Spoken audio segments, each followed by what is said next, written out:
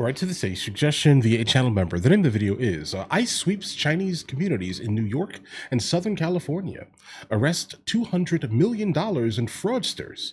All right, let's jump into it. It's coming from the channel China Observer. Here, the U.S. Immigration and Customs Enforcement, ICE, has intensified its enforcement efforts against illegal immigration, particularly in areas with large Chinese communities such as New York and Southern California. The number of Chinese illegal immigrants being arrested has significantly increased. During these enforcement actions, ICE uncovered a fugitive who had been hiding in the U.S. for years under an international red notice. Recently, a Chinese national wanted for fraud was arrested in Irvine, Southern California. The man is accused of defrauding over 4,700 people in China, illegally siphoning over 1.5 billion yuan, approximately 200 million US dollars. With that type of money, you shouldn't have gotten caught, bro. Truth be told here. But that's still wild. July 24th, Gregory K. Chief Patrol Agent of the U.S. Border Patrol's San Diego sector, announced the arrest via social media.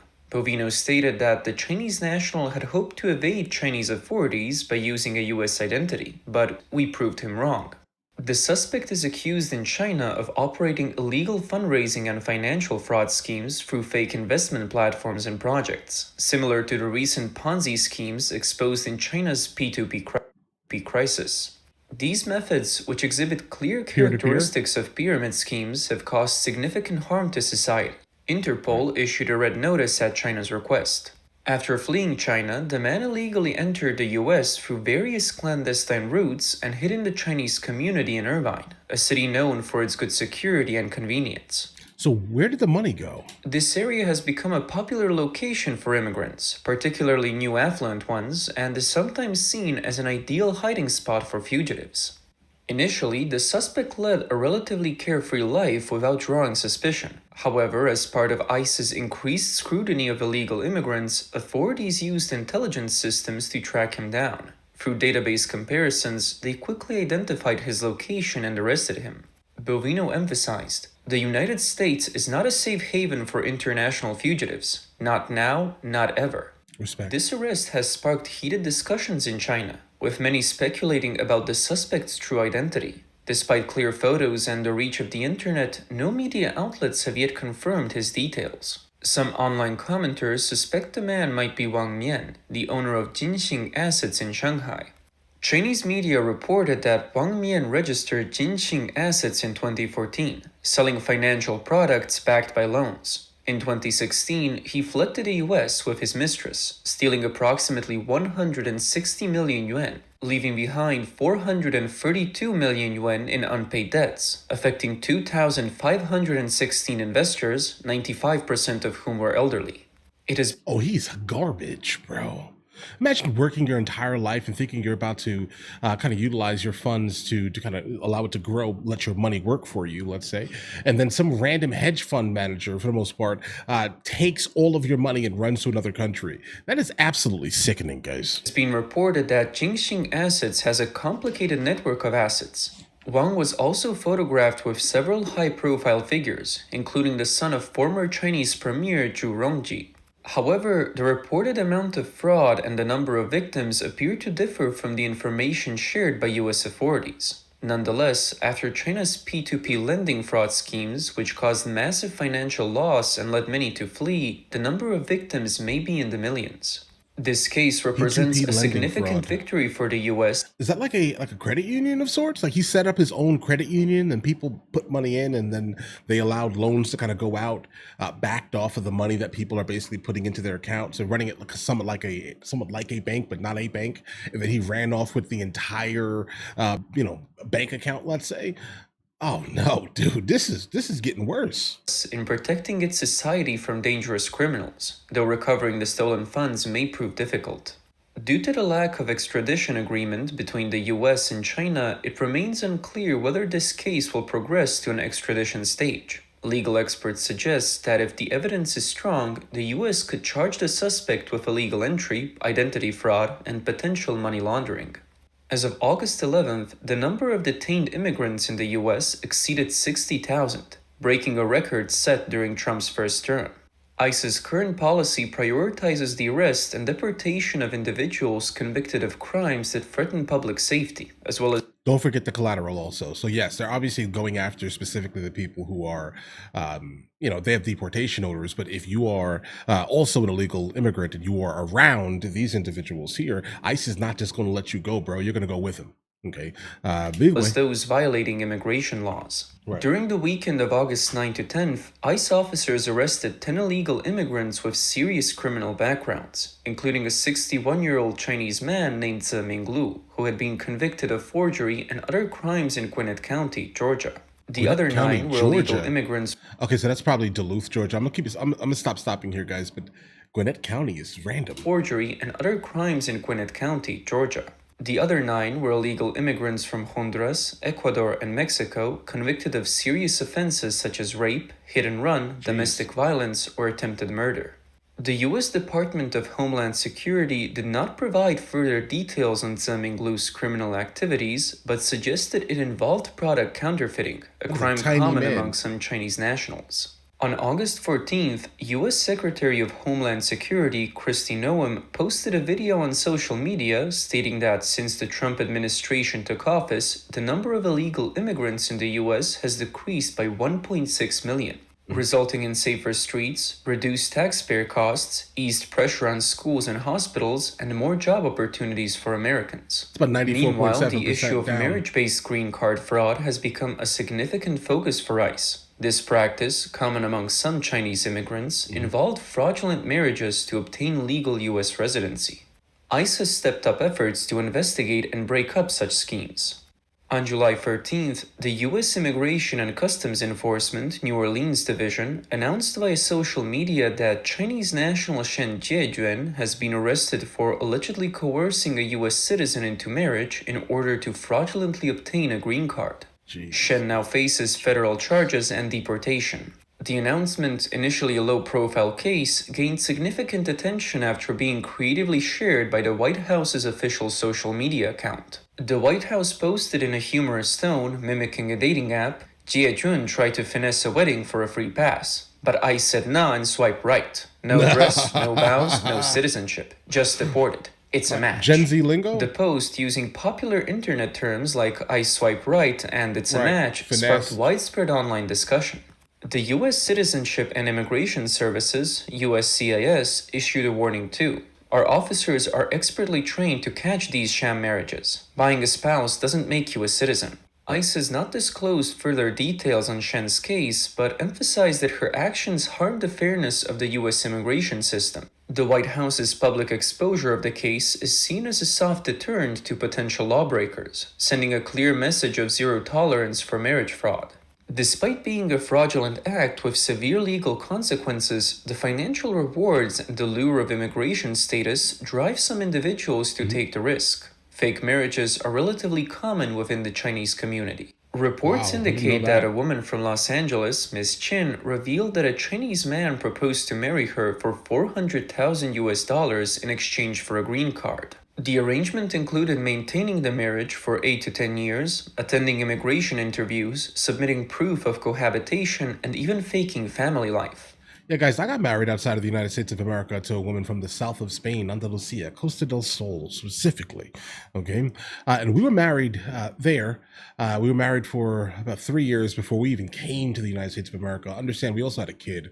And we had not a single issue because, again, it was a real marriage, right? We had every single thing that dictated it was real. A kid was attached to the marriage, right? Me, obviously, cohabitating specifically in the south of Spain for many, many years before then.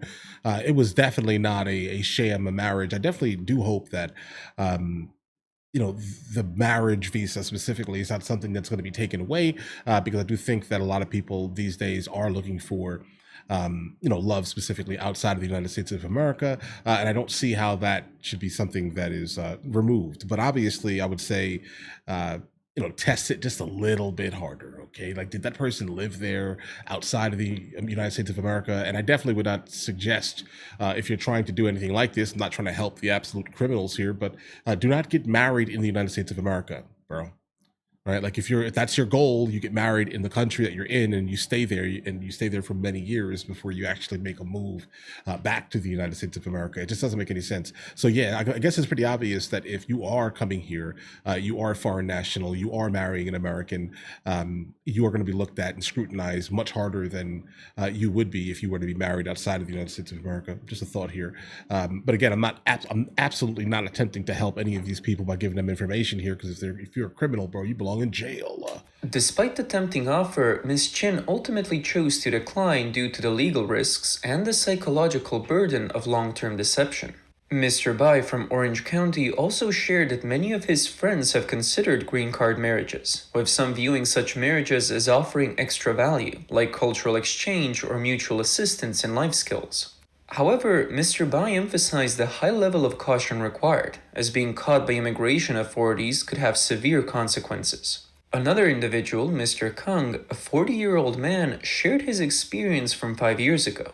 After a divorce and dealing with child support and a mortgage, he was offered $100,000 to marry a woman under a fake arrangement, with an agreement to divorce 3 years later. Despite the offer, Mr. Kang chose to back out due to the potential legal risks. He said, "One mistake, and not only could the other person be deported, but I could also face lawsuits." Oh yeah, These cases illustrate the complexity of fake marriages within the Chinese community. On one hand, there is the economic temptation, on the other, the high legal and moral risks.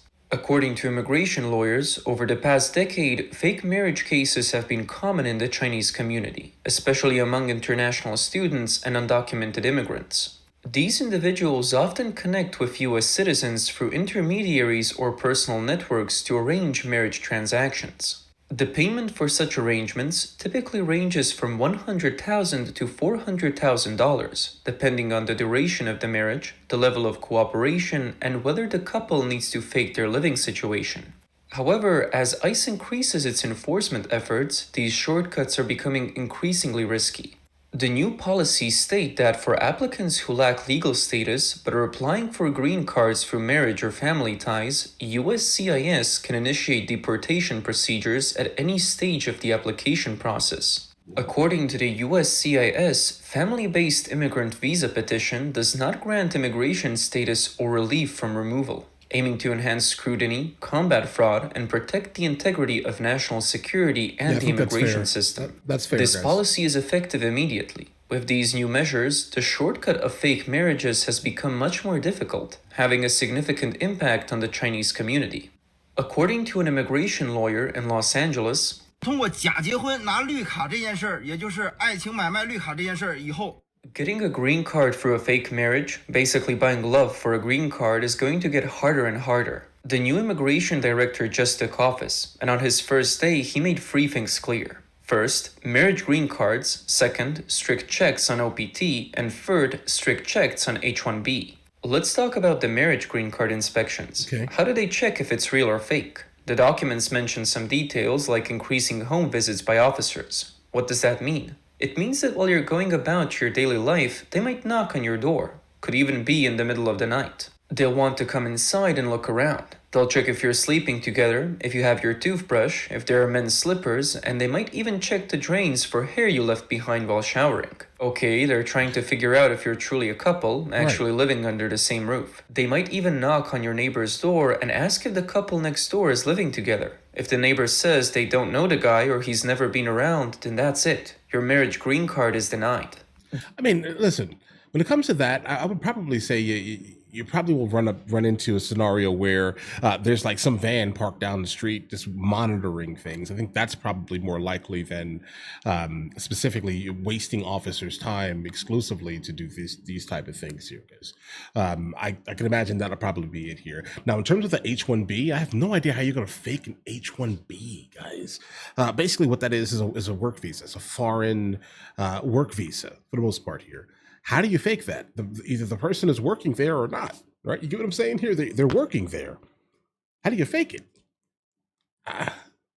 Again, guys, I am not this, I in my head doesn't like wrap itself around the concept of like scamming, guys. I'm not like really good at figuring out how they're doing these things, but I don't know why we're looking at H-1Bs at least at this juncture, at least. The process of obtaining a green card for a marriage of convenience is becoming increasingly difficult. The new director of the U.S. Immigration Agency, upon taking office, outlined 3 priorities. First, marriage-based green cards. Second, stricter checks on optional practice training, OPT programs. And third, more rigorous scrutiny of H-1B visa applications. He warned that over half of marriage green card applicants could soon face home visits. These visits, aimed at verifying the legitimacy of the marriage, will include unannounced checks to see if couples are living together and whether there are signs of genuine cohabitation, such as shared belongings or even hair in the shower drain.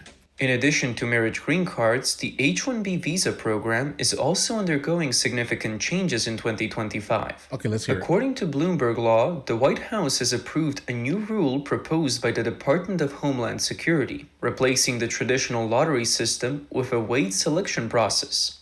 This new system will prioritize applicants with higher salaries or those who meet specific criteria.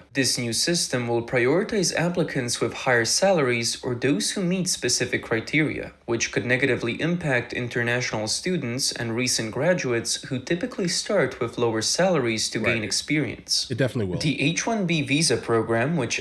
But that's not a problem. We're going to go ahead and end this here, guys, for a second. If you guys want to finish the video, I'll leave it in the description. Now, in terms of the H-1B, it's intriguing here.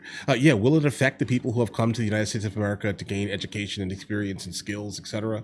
Yeah, it'll affect them absolutely in terms of that here. Because again, the H-1B should not be used for that. It should be used to kind of fill in the blanks that we do have, in fact, right, in the United States of America. So example, we need some high-end, engineer or something like that, but yet you're starting to realize that many people are no longer valuing education at the same rate, right? So, but other countries are not worried about gender studies specifically at the same rate. So less people are graduating with irrelevant degrees, and they're actually graduating with things that have the ability to move the country forward. So I bring this up to say it's not. I don't really see the issue with pulling someone from some country that actually has the education kind of required to do it if there's not a single other American that has the ability to do it, right? Because again, us as a society is kind of moving away from, for some reason, like some of the things that actually move the world forward. Let's just say that there.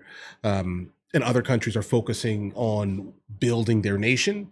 And some of those students are amazingly educated, and they have a full understanding of kind of how some of the things work. And again, guys, I am not against the H-1B visa.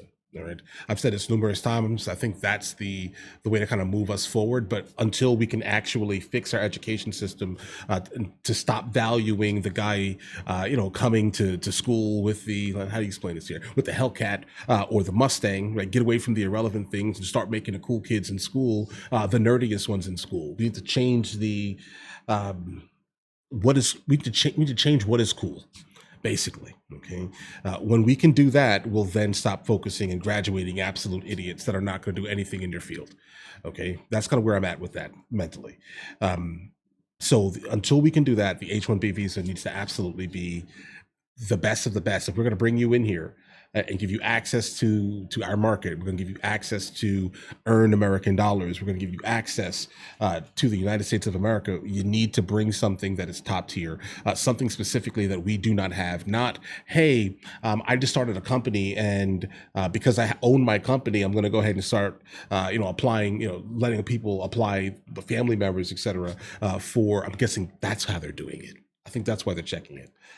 Because basically, if you own a business, you have the ability, for the most part, to give work visas out to people, right? Through H-1B visas. Kinda, right? So if you're doing that to your like, I don't know, your wife's cousins, that type of thing, and you're being paid for it, they're technically not working at your business. You're not using them for what you need them for. Yeah, I could see how that could definitely be rampant with fraud. I could see how that could be a thing, actually. But all right, listen, guys, let me know in the comments what you guys think. You guys all have an absolutely amazing day. Enjoy your day thoroughly.